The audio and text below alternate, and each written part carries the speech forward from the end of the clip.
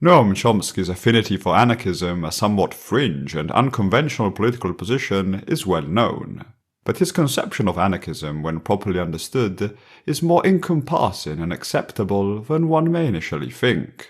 Anarchism has nothing to do with bomb-throwing mayhem. Anarchism is a point of view which, first of all, it covers a lot of things. Political rhetoric is not the clearest, it's not a model of clarity, and anarchism has covered quite a lot of ground. But the mainstream of it has just been the basic principle, which I think comes straight out of classical liberalism and the Enlightenment, that any form of authority and domination has a burden of proof to bear. It has to demonstrate that it's legitimate. It doesn't matter what it is, whether it's inside a family or the global economy. If it is a form of authority and domination and coercion, it has to show that it's legitimate. If it can demonstrate it's legitimate, and it's a heavy burden to bear. If it shows that it's legitimate, okay. If not, it ought to be dismantled. That's anarchism. Chomsky would go as far as considering the anarchism he espouses a truism, even though truisms are not always easy to put in practice. Well, in part, all of this sounds like truism. So why should anyone defend illegitimate structures? No reason, of course. And I think that perception's correct. It really is truism. I think anarchism is basically ought to be called truism. But truisms have some merits. One of them is the merit of being true, unlike most political discourse. And this particular truism belongs to an interesting category of principles, principles that are not only universal, but doubly universal. They're universal in that they're almost universally accepted, and universal in that they're almost universally rejected in practice. The truism that we should challenge and coercive institutions of all kinds, demand that they justify themselves, dismantle and reconstruct them if they do not. Easy to say, but not so easy to act on in practice. Implicitly embedded in the definition of anarchism proposed by Chomsky, there is a recognition that not all power structures are oppressive. Some are useful and good. Some are capable of justifying their existence. The role of the people is then to challenge the established power structures, to gauge if they are capable of vindicating themselves by proving that they are a net positive for humanity. Suppose I'm taking a walk with my granddaughter and she runs out into the street, okay, and I grab her and pull her back. Well, that's authority, and it's my task to demonstrate that it's legitimate. And I think in this case, if anybody challenged me, I could make an argument saying that's legitimate authority. But the burden of proof is always on those who exercise it. That's true if it's men and women, parents and children, owners and people they rent, the state and people who serve it, the IMF and people who follow its orders, wherever it is.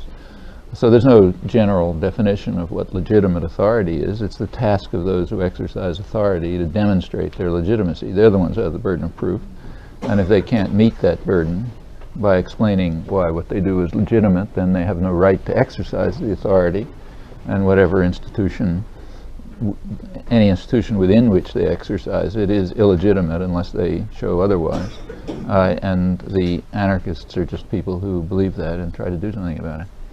A crucial task is to remain vigilant and perennially question whether one is in the grips of power, because it is easy to accept some contingent social realities as immutable ways of life.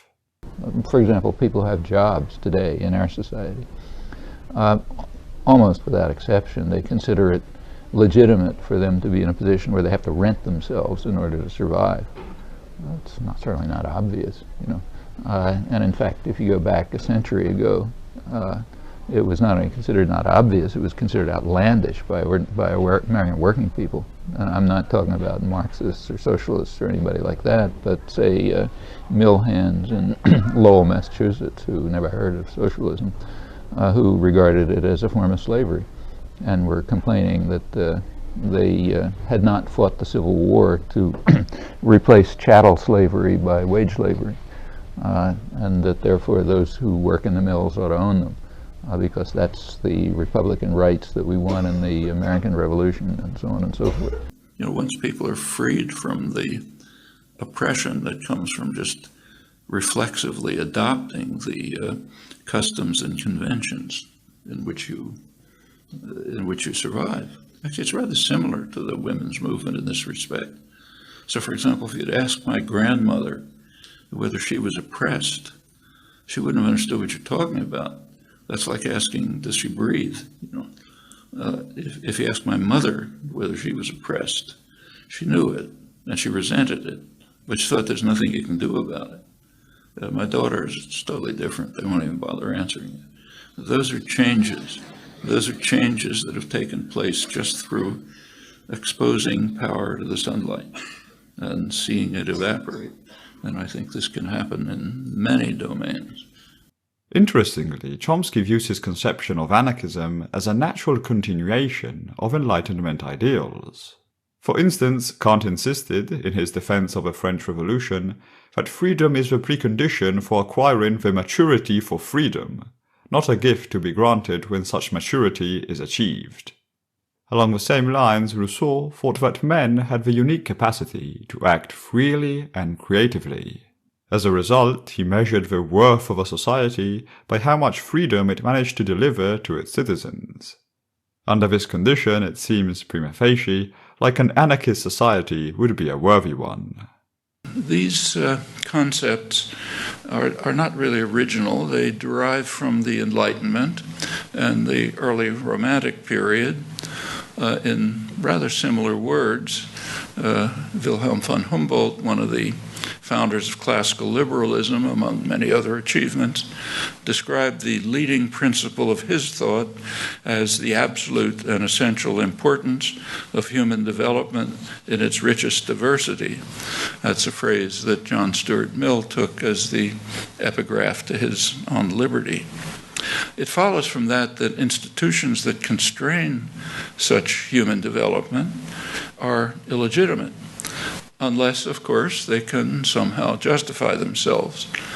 You find a similar conception widely in Enlightenment thought. So, for example, in Adam Smith, everyone has read the opening paragraphs of Wealth of Nations, where he extols the wonders of division of labor, but not many people have gotten farther inside to read his bitter condemnation of division of labor and his insistence that in any civilized society the government will have to intervene to prevent it because it will destroy personal integrity and essential human rights, will turn people, he said, into creatures as stupid and ignorant as a human can be. It's not too easy to find that passage, whatever the reason may be. If you look in the standard scholarly edition, the University of Chicago bicentennial edition, it's not even listed in the index.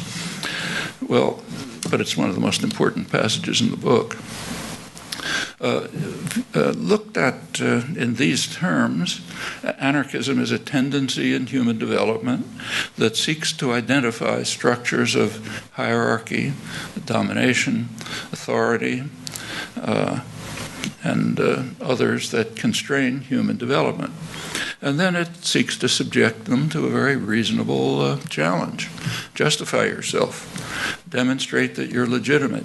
On the more practical front, one of the usual criticisms against the common conception of anarchism is that it is utopic to ever think to be able to reach such a societal arrangement.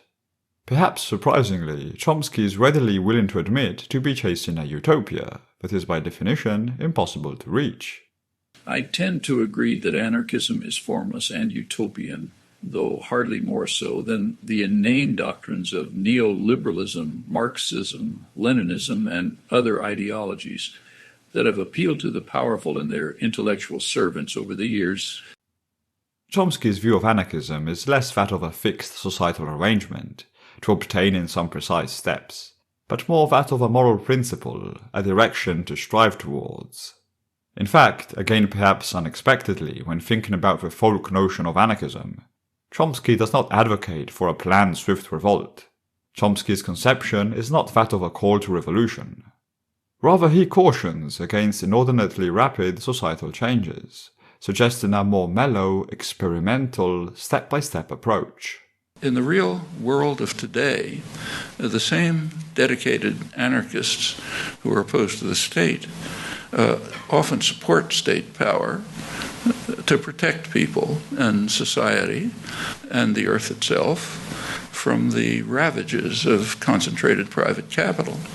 So take, say, a venerable anarchist journal like Freedom. Goes back to 1886, formed as a journal of socialist anarchism by supporters of Kropotkin. If you open its pages, you'll find that much of it is devoted to defending